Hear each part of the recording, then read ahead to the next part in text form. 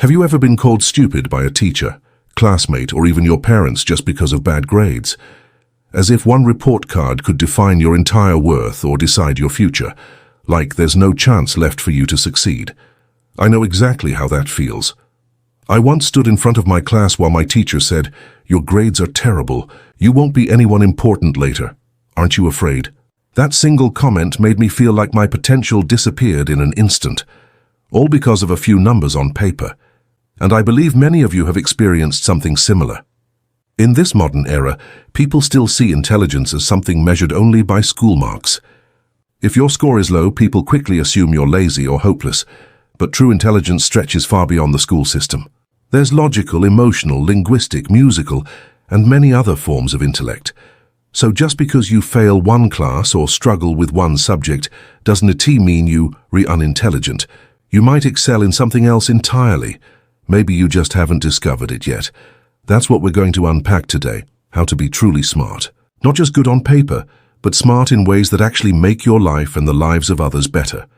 Welcome to the Life Hack segment. Let's dive right in. Back in school, what frustrated me most was how people equated failing at one thing with being bad at everything. It felt like I was doomed before I even got a chance to grow. I'm not saying grades are worthless. They matter, but they're not the full picture. What matters most is realizing that your intelligence doesn't need anyone's approval. You can be genuinely smart in your own way.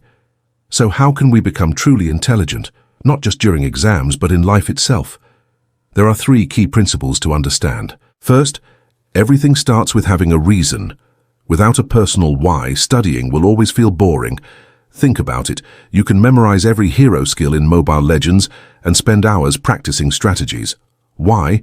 Because you have motivation, maybe to climb the leaderboard or impress friends. You have a goal that pushes you. But when it comes to school subjects like history or math, you might ask, what's the point? That lack of connection kills your energy to learn. Grades alone don't motivate most people because they don't feel personal. But if the reason you study connects to your goals, suddenly it makes sense. And learning becomes something you want to do, not something you have to do. Imagine if one day Mr.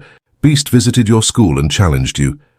Explain Indonesia's history from colonization to independence in 1 hour. The winner gets 1 billion rupiah. You'd instantly light up with focus and energy. Why? Because now your reason matters. So find yours, whatever drives you. Maybe making your parents proud, proving something to yourself, or earning a living. Write it down. When you know your reason, motivation comes naturally. Once you have that reason, move to the second step. Understand how humans naturally learn. Many people struggle to study because they don't realize that learning is our built-in survival skill. As Denko, author of Art of Focus, puts it, humans learn when they face problems and try to solve them. That is how we survive. Think about ancient humans. When they faced freezing weather, they figured out how to make fire.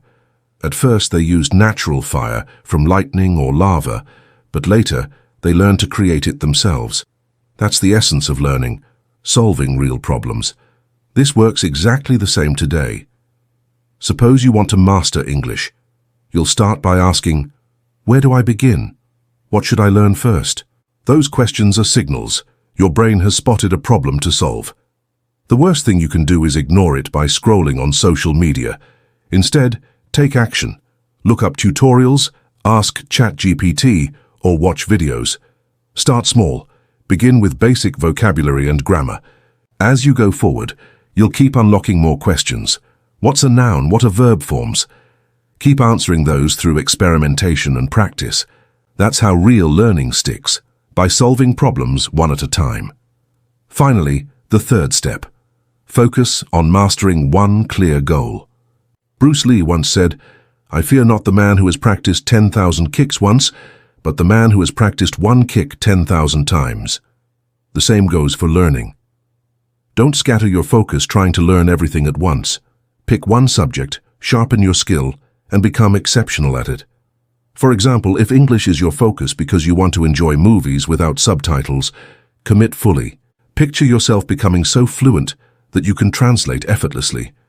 Decide that you'll be one of the best, not just good enough. Learning many things is fine, but being a master of one gives you power and value. Build mastery first, then you can expand. So remember, being smart isn't about chasing top grades. It's about building meaning behind what you learn, aligning it with real problems, and dedicating yourself to a focus area.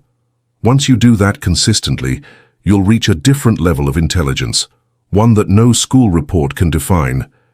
If you have your own ideas on what it means to be smart, share them in the comments. And if you found this message helpful, hit like and share it with a friend who might need it. Keep going and never stop learning.